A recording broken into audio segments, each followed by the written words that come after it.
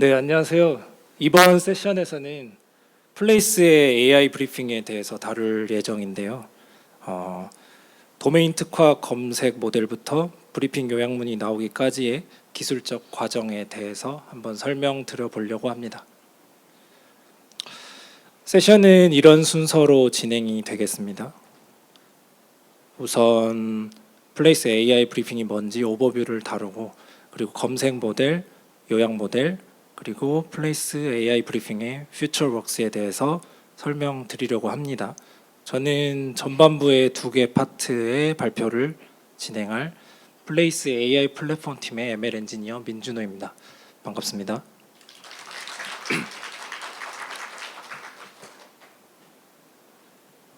사실 이 자리에 귀한 시간을 내서 와주신 분들이라면은 저희 플레이스의 AI 브리핑이 뭔지 정도는 알고 오셨을 거라고 저는 기대를 하고 왔는데, 근데 이게 너무 큰 기대일 수도 있으니까 간략하게 소개를 좀 해드리겠습니다. 기존에 그 카페에 가고 싶어서 검색을 해보실 때 이런 것들을 찾아보셨을 것 같아요. 뭐 카페 뷰나 음료나 뭐 반려견 데려가도 되는지. 기존에는 이런 거를 직접 다 검색창에 넣어 보셨겠죠. 그리고 나오는 문서들을 하나하나 다 검토해 보셨을 것 같습니다. 그리고 혹시나 끝까지 읽었는데 정보가 안 나오고 막 스티커 같은 게 나오면 좀 기분이 나쁘셨을 수도 있을 것 같아요. 플레이스 AI 브리핑은 이 과정을 알아서 잘 해드립니다. 우선 주요 키워드들로 이루어진 요약문이 있고요.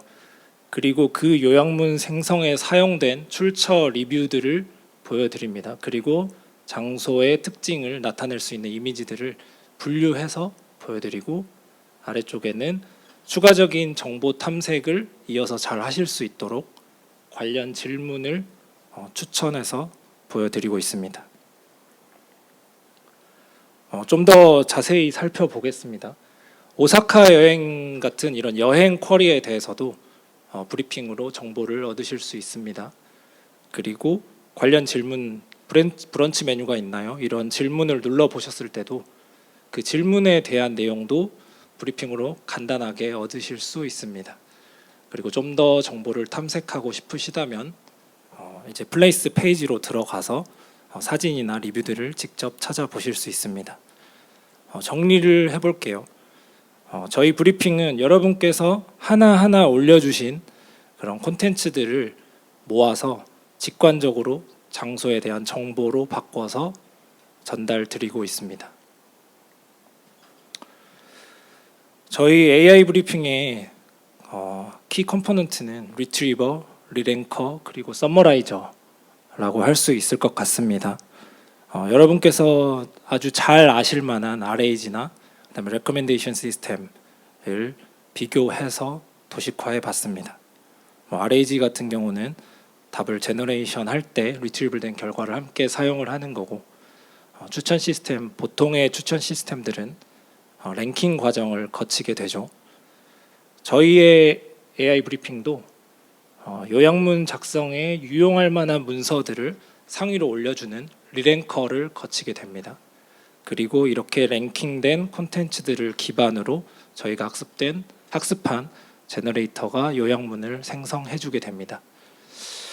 사실 3가지만 구성해 보았는데 이 컴포넌트 사이사이에도 벡터들을 어떻게 가볍게 저장하고 서치할지, 그리고 이제 식당 말고도 여행이나 숙박업체 같은 다른 도메인에서는 어떤 모델들을 제공할지 이런 고민들을 하고 저희 팀의 ML 엔지니어들 그리고 ML 옵스 엔지니어들이 각각의 컴포넌트를 맡아서 작업을 하고 있습니다. 검색 부분은 리트리버, 리랭커, 그리고 멀티모달 인코더 이런 순서로 설명드리겠습니다. 저희 리트리버의 가장 큰 목적은 다양한 문서를 추출하는 것입니다. 코스 메뉴를 예로 한번 들어볼게요. 브리핑에는 구성 메뉴에 대한 각각에 대한 설명과 그리고 평가 그리고 가격 같은 것들이 함께 나오면 좋습니다. 리랭커는 당연하게도 이런 정보들이 풍부하게 포함된 리뷰들을 상위에 올려줄 겁니다. 근데 보통의 리트리버라면 코스 메뉴라는 단어가 직접 들어있고 아주 순도 높게 들어있는, 즉 다른 내용들은 많이 들어있지 않은 문서들을 좋아할 건데요.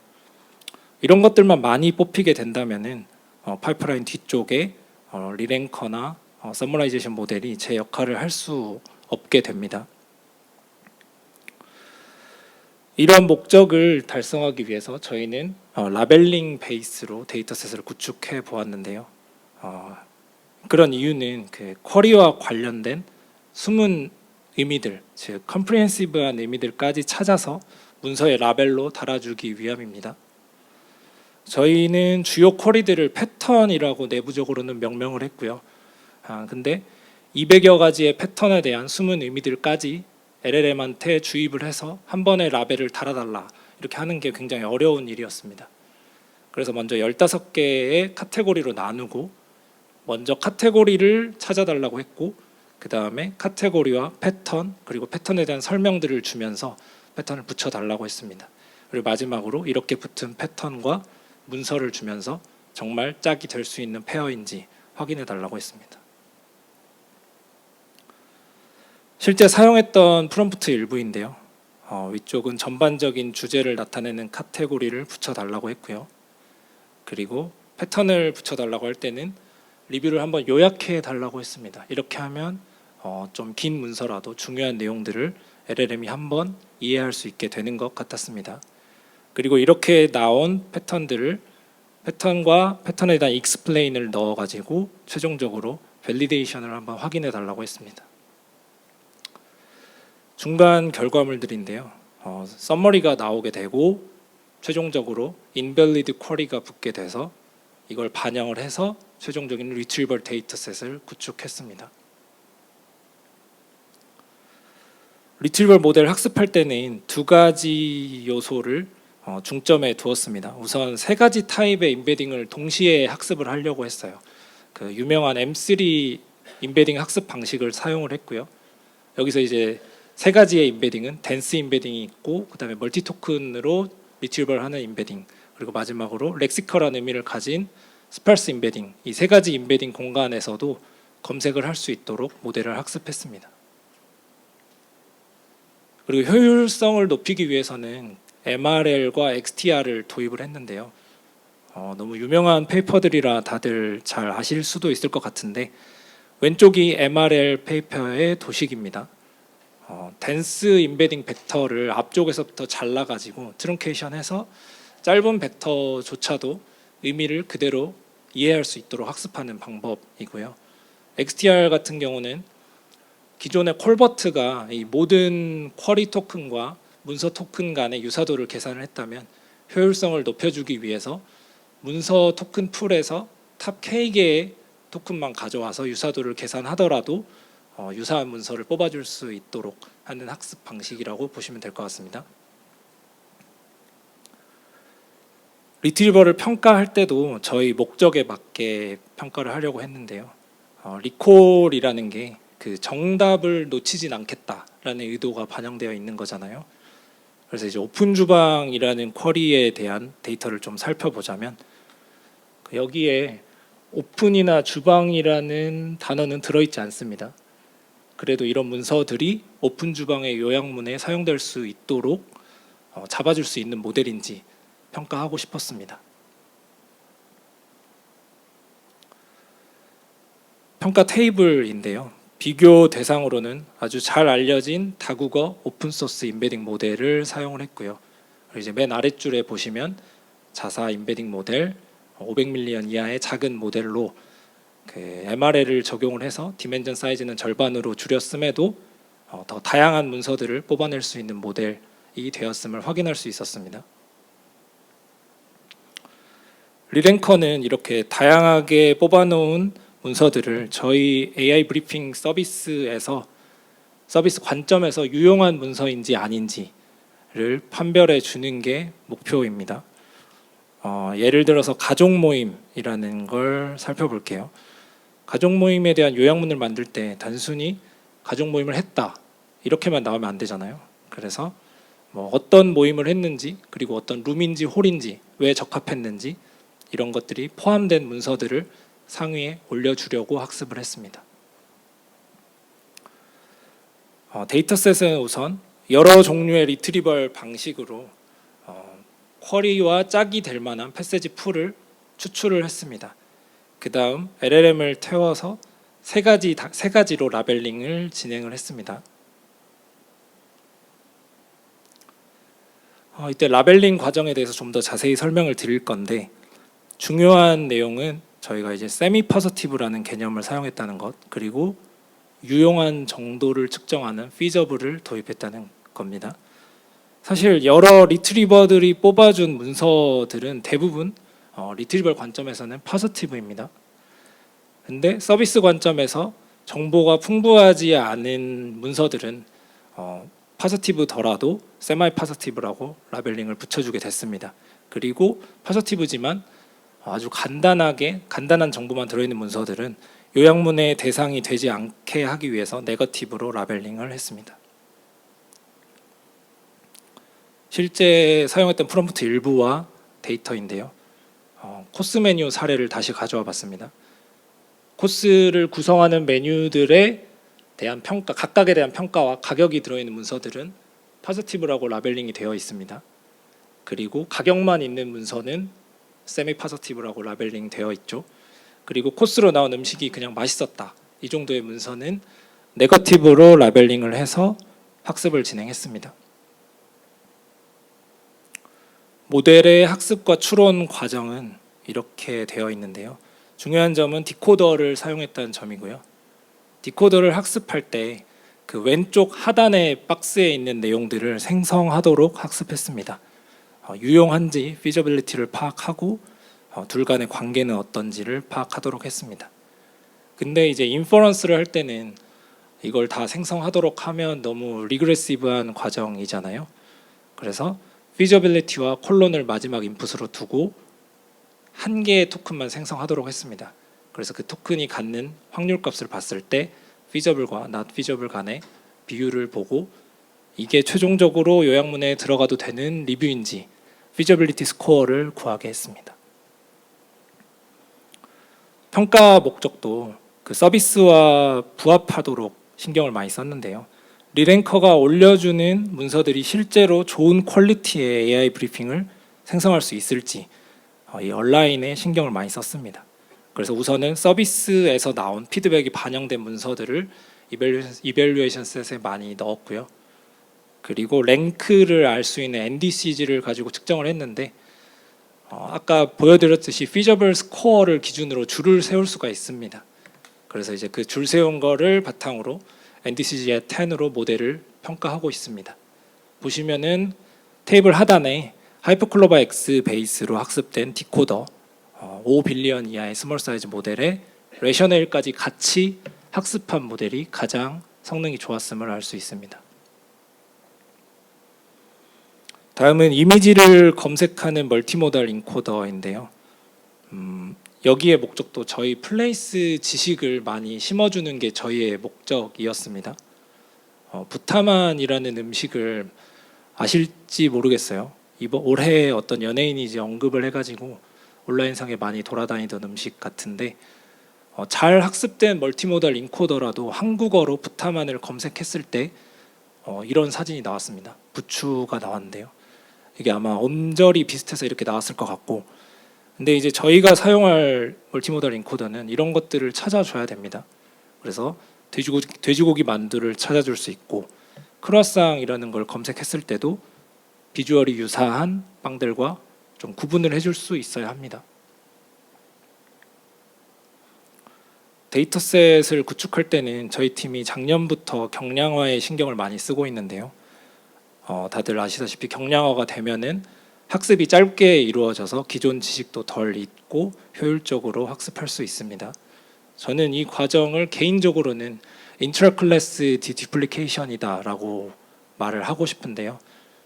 이제 한 클래스 내에서 한 8개의 이미지로만 학습을 하고 싶다라면 그 클래스 이미지들을 8개로 클러스터링을 합니다.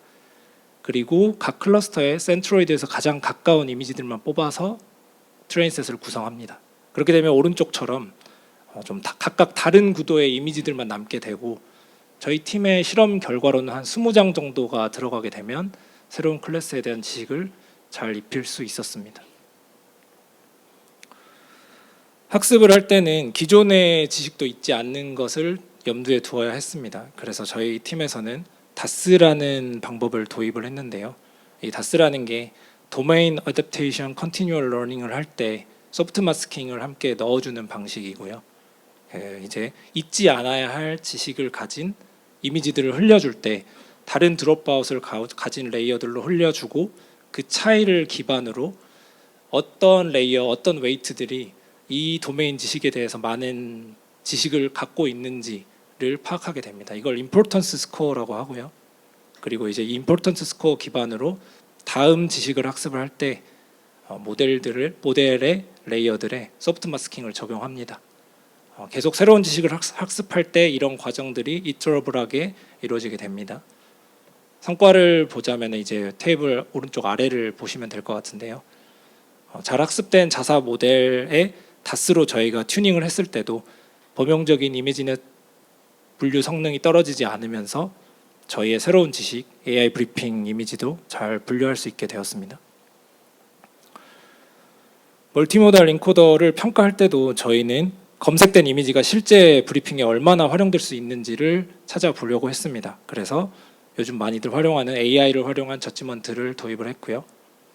쿼리와 관련이 정말 있는지 뿐만 아니라 이게 그 쿼리가 이미지의 중심이 되는지도 파악하려고 했습니다. 여기 결과표는 저희가 최근에 모델을 교체하게 된 의사결정 과정이 담겨 있는데요. 상단표를 한번 보시면 일단 MRL을 적용을 해서 디멘전이 3분의 1로 줄었죠. 그리고 커버리지라는 거는 이제 평가의 대상이 되는 이미지들을 특정 스레솔드 이상의 이미지들을 검색해 왔을 때 나오는 이미지의 개수입니다. 즉 단순히 저지먼트 스코어만 가지고 모델을 교체한 게 아니라 서비스 차원에서 좀 더 많은 이미지들이 다양하게 보이면 좋으니까 이 커버리지까지 같이 고려를 해서 모델을 교체하는 의사결정을 할 수 있었습니다. 다음 발표자가 이어서 서머라이제이션 세션을 진행하겠습니다.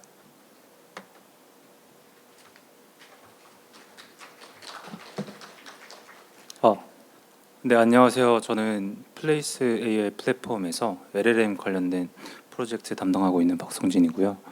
오늘 제가 여러분한테 공유드릴 내용은 서머라이제이션 관련된 내용입니다. 그래서 서비스 개요에 대해서 먼저 리캡하고 나서 저희가 어떤 식으로 서머라이제이션을 위해서 어프로치하고 빌드업해 나가는지 차례대로 공유드리도록 하겠습니다. 그리고 한 가지 당부 말씀드리고 싶은 게, 저한테 주어진 시간이 20분인데 제가 쉴 새 없이 말해야지 20분 안에 끝나더라고요. 그래서 조금 저 친구 원래 말이 빠르구나 라고 이해해 주시면 감사할 것 같습니다.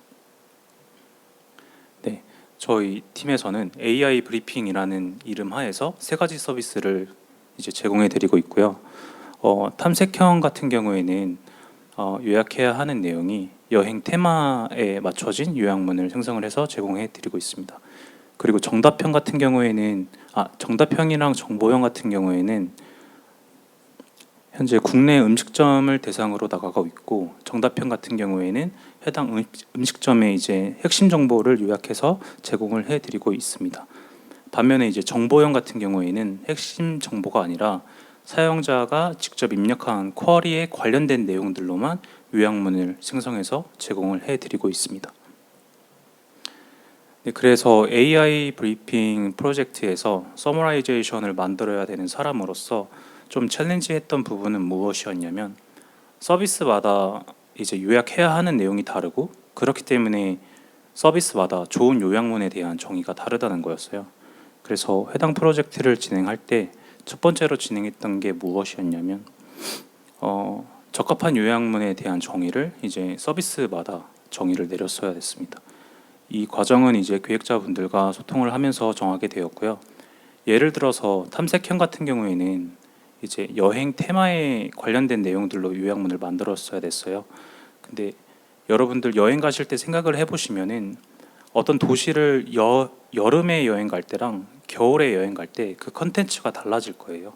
근데 이거는 요약문에도 마찬가지이고, 그렇기 때문에 탐색형에서의 좋은 요약문은 무엇이냐면 그 요약문에 계절성이 담겨 있어야 됐었거든요. 그렇기 때문에 탐색형에 대한 평가 기준으로서 저희는 시즈널리티라고 하는 평가 항목을 세울 수가 있었고, 이와는 다르게 이제 정답형 같은 경우에서는 음식점에 대한 핵심 정보를 이제 요약을 했었어야 됐어요. 근데 음식점의 핵심 정보로서 이제 메뉴 정보를 빼뜨리면 안 되겠죠.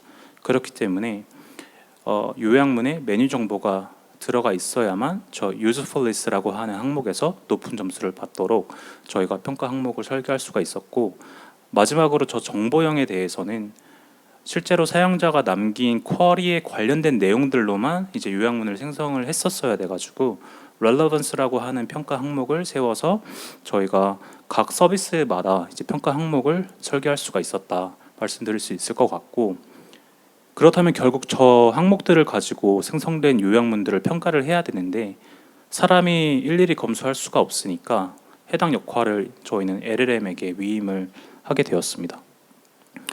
그래서 그 평가자 역할을 하는 에이전트는 저희는 저지먼트 에이전트라고 부르고 있고, 그 저지먼트 에이전트를 개발하는 거를 시작으로 이제 AI 브리핑의 워크플로우가 돌아간다라고 이해하시면 될 것 같아요. 그래서 저희 내부적으로는 이제 JDD라고 부르고, 저게 이제 테스트 드리븐 디벨롭먼트처럼 저지먼트를 먼저 개발하고 나서 디벨롭먼트를 한다라고 이해하시면 될 것 같아요. 그래서 해당 워크플로우를 구성하는 에이전트를 살펴보면은 저지먼트 외에도 이제 서머리 에이전트 그리고 셀프 리파인 에이전트가 있습니다. 그래서 저 세 가지 에이전트들이 각각 어떤 역할을 하냐면, 서머리 에이전트는 이름 그대로 요약문을 이제 생성하게 되고요. 그렇게 생성된 요약문을 이제 저지먼트 에이전트가 평가를 하게 됩니다. 근데 평가를 할 때 대부분 좋은 점수를 받긴 받지만 대개 일부분은 이제 나쁜 점수를 받는 경우가 있어요. 이 경우에는 JDD 워크플로우 중에서 이제 셀프 리파인 에이전트를 콜하게 되고요. 이 셀프 리파인 에이전트 같은 경우에는 낮은 점수를 받은 요약문 그리고 낮은 점수를 받은 이유들을 컨텍스트화 해가지고 새롭게 서머라이제이션을 재시도하는 역할을 하고 있습니다. 네, 그래서 지금 서비스 개요에 대해서 설명을 드렸고, 저희가 AIB에서 서머라이제이션을 어떤 식으로 개발하는지 그 워크플로우에 대해서 설명을 드렸는데요. 결국 저 에이전트를 어떻게 개발할 건지에 대한 설명이 남아 있는 것 같아요. 그래서 저 에이전트를 개발할 수 있는 메소드를 이제 in context learning 혹은 distillation 이 두 가지 방법 중에서 선택을 했어야 되는데, 저희가 첫 번째로 선택했던 메소드는 이제 in context learning이에요. 이 방법론을 먼저 선택한 이유는 굉장히 간단한데, 모델 파라미터의 업데이트가 필요하지 않습니다. 이게 어떤 얘기냐면 저희는 학습 데이터를 구축할 필요도 없고 학습 그 자체도 필요가 없어요. 그러니까 이름처럼 저희가 모델에게 컨텍스트를 어떻게 주느냐에 따라서 내가 사용할 모델을 뭐 계산기로 사용할 수도 있고 교정기로 사용할 수도 있고 번역기로도 사용할 수 있는 게 이제 인 컨텍스트 러닝이라고 이해하시면 될 것 같고, 뭐 최근에 많이 알려진 이제 프롬프트 엔지니어링 혹은 멀티 에이전트 기반의 컨텍스트 엔지니어링이 세부 연구 분야라고 생각을 하시면 될 것 같아요. 그래서 요 뒷단에서는 저희가 서머리 에이전트랑 저지먼트 에이전트 개발할 때 어떻게 프롬프트 엔지니어링 했는지 공유를 드릴 건데, 한 가지 이제 당부 말씀드리자면은 저 프롬프트 엔지니어링이라고 하는 연구 분야 자체에 골든 앤서가 아직은 없다. 그러니까 어떤 모델을 사용하냐 혹은 내가 어떤 태스크를 푸냐에 따라서 그 프롬프트를 구성할 수 있는 베리에이션이 굉장히 다양하거든요. 그렇기 때문에 제가 공유드리는 내용이 절대적인 답은 아니기 때문에 우리 태스크에서 이런 접근을 했더니 좀 워킹하더라 식으로 이해해 주시면 될 것 같습니다. 네, 그래서 이제 서머리 에이전트에 대한 프롬프트 기법 중에서 많은 시도를 했는데 그 중에서 이제 COD라고 하는 메소드를 공유드리고 싶어요. 그래서 요약을 잘해야 되는 에이전트이기 때문에 요약의 본질을 생각을 해보면은 저희는 앞에서 소개해 주신 리트리버, 리랭커들을 가지고 이제 요약의 재료를 찾았을 텐데 그 재료들에서의 핵심 정보를 뽑아내고 그 정보의 손실이 없으면서도 압축해서 전달을 해야 되는 이제 목적이 있잖아요. 그런데 이제 정보용을 예를 들면은 사용자가 직접 입력한 쿼리를 기반으로 해서 스니펫을 찾았을 텐데 쿼리에 따라 다르겠지만 많게는 뭐 100개, 1000개 이렇게 찾아지게 됩니다. 그리고 그렇게 찾아진 스니펫을 인풋으로 주고 나서 요약 에이전트한테 200자 이내로 요약을 하라고 시키는데요. 어떻게 보면은 이제 스니펫이 1000개라고 하는 거는 토크나이제이션을 하면은 15,000 토큰 혹은 2만 토큰 정도가 될 거예요. 그러니까 모델이 해야 하는 일은 2만 토큰의 정보를 받아서 200자 이내로 요약을 해야 되는 태스크이기 때문에 굉장히 어려운 태스크이고 현재 LLM의 성능이 많이 올라갔다 하고 있는데 그 친구도 아직까지 잘 못하는 부분들이 몇 개 있거든요.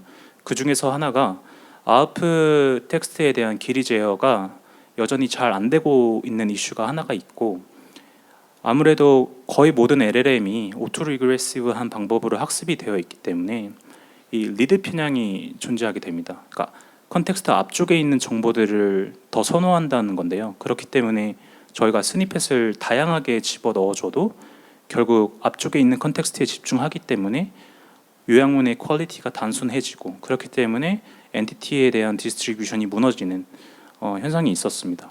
이런 것들을 저희가 풀기 위해서 From Sparse to Density라고 하는 페이퍼에서 이제 제안한 Chain of Density라고 하는 방법론을 채용을 했고요. 이름에서도 알 수 있듯이 이 친구는 이터러티브한 방식인데 첫 번째 턴에서는 그냥 스파스한 서머리를 만들고 그 다음 턴에서 엔티티를 더해 나가면서 요약문의 덴시티를 높여주는 방식이에요. 이런 식으로 했을 때 저희는 기존에 갖고 있던 문제점들을 해결할 수 있었다라고 공유드릴 수 있을 것 같고 한 가지 중요한 게 저희 비즈니스 로직 중에 이제 할루시네이션이 절대 발생하면 안 되는 문제점이 있었는데 그거를 반영하기 위해서 이제 첫 번째 단계에서는 forbidden entity를 먼저 뽑고 나서 두 번째 이제 COD를 진행을 할 때 이 forbidden entity로 추출된 내용은 절대 들어가지 않도록 프롬프트 엔지니어링을 진행을 했다라고 이해해 주시면 될 것 같습니다. 네, 그 다음은 이제 저지먼트에 대한 프롬프트 기법인데요. 이 친구는 결국 평가를 해야 되는 친구인데 평가를 함에 있어서 가장 중요한 게 이제 점수의 척도예요. 그렇기 때문에 저희가 일단 시도했던 거는 3점, 5점, 9점 이렇게 점수의 스케일에 따라서 저희가 원하는 점수 분포가 나오는지 확인을 했고요.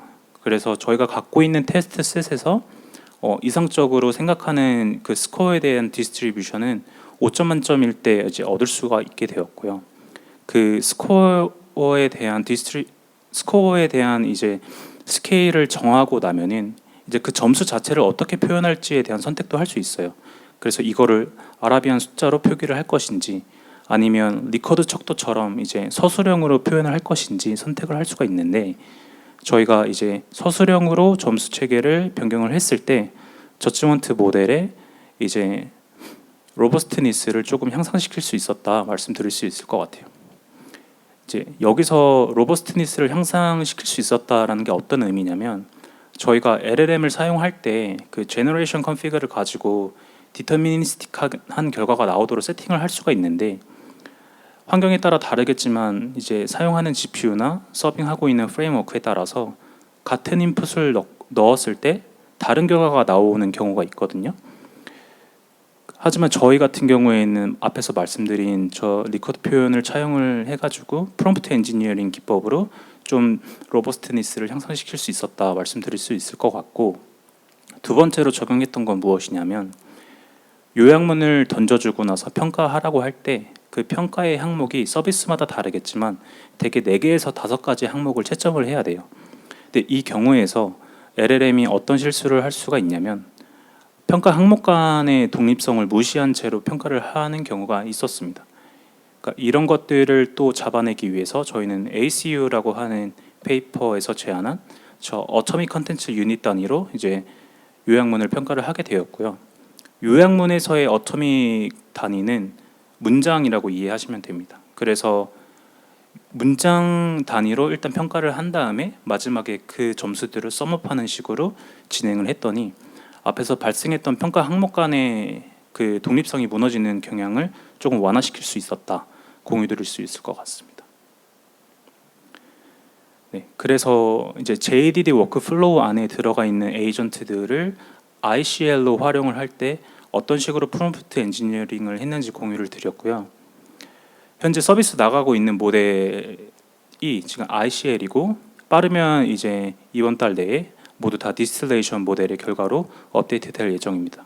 그러니까 ICL 모델에서 디스틸레이션 모델로 가야 한다라는 의사결정을 한 이유는 저희 JDD 워크플로우를 보시면 아시겠지만 하나의 요약문을 얻기 위해서 최소 2번의 호출을 해야 되고 만약에 저지먼트 점수가 좋지 않다면은 셀프 리파인 과정을 거치면서 최대 12번의 호출을 해야 되거든요. 이게 인퍼런스 코스트 측면에서 굉장히 비용이 적었고, 그렇다면 이제 JDD 워크플로우 그 자체를 갈아엎을 거냐 아니면은 모델 사이즈를 줄일 거냐라는 선택을 했어야 되는데 저희는 모델 사이즈를 줄이는 방향으로 의사결정을 진행을 했습니다. 그래서 이제는 이제 디스틸레이션이에요. 그래서 디스틸레이션은 다들 아시겠지만 똑똑한 티처 모델이 있다고 했을 때 그 친구의 널리지를 좀 작은 스튜던트 모델에 디스틸레이션을 하겠다는 컨셉이고요. 이 디스틸레이션을 하기 위해서 저희가 쓸 수 있는 방법론들이 굉장히 많은데 베이스 라인으로 쓸 수 있는 게 이제 SFT가 있겠죠.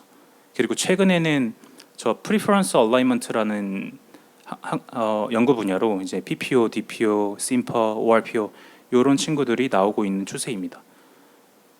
근데 결국 SFT는 고질적으로 저희의 선호도를 직접적으로 반영할 수 있는 방법이 없기 때문에 프리퍼런스 얼라이먼트 메소드를 무조건적으로 실험했어야 됐고요. 그리고 저 프리퍼런스 얼라이먼트를 학습을 시키려면 필연적으로 프리퍼런스 페어 데이터를 만들었어야 됩니다. 그래서 알고리즘 각각을 설명드리기 전에 데이터셋 어떻게 만들었는지 설명을 드리도록 하겠습니다. 네, 그 데이터셋 만드는 방법도 굉장히 다양한데 저희는 그 중에서 RMBoost라는 알고리즘을 사용을 했고요. 일단 preference pair 데이터셋은 chosen 데이터랑 rejected 데이터로 구성이 되어 있고 chosen 데이터는 내가 원하는 요약문이에요. 그렇기 때문에 이 chosen 데이터는 ICL 모델로 만든 요약문들 중에서 저지먼트한테 만점을 받은 친구들을 사용을 했고요. 그렇다면 rejected 데이터는 내가 원하지 않는 요약문이거든요. 그런데 이거를 이제 하드 네거티브 개념으로 받아들이시면 될 것 같은데 이 rejected 데이터를 너무 쉽게 만들면 또 안 돼요. 그래서 저거를 깎는 작업을 저희는 RMBoost를 사용을 해서 진행을 했다. 그게 이제 제일 오른쪽 그림이라고 생각하시면 되는데 Y1 자리에 저희의 추준 데이터가 들어가게 되고 결과적으로 Y1을 의도적으로 망가뜨려서 저희는 rejected 데이터인 Y2를 얻고 싶은 거예요. 근데 의도적으로 망가뜨릴 때 저 보라색 박스에 들어가 있는 conditional generation을 진행하는 거고 저 부분을 이제 less prepared prompt를 사용을 해서 진행을 했다. 이렇게 이해해 주시면 될 것 같아요. 그래서 저희는 그냥 좋은 요약문 주고 망가뜨릴 때 어떤 식으로 망가뜨리는지 명확하게 이제 LLM에게 설명을 해줬어야 되는데 그때 저희 저지먼트에서 사용하고 있는 그 평가 항목들을 기준으로 Y1 주고 나서 어큐러시 측면에서 망가뜨려 아니면 퍼지티비티 측면에서 망가뜨려 이런 식으로 프롬프팅을 진행을 해서 데이터셋을 구축할 수 있었습니다.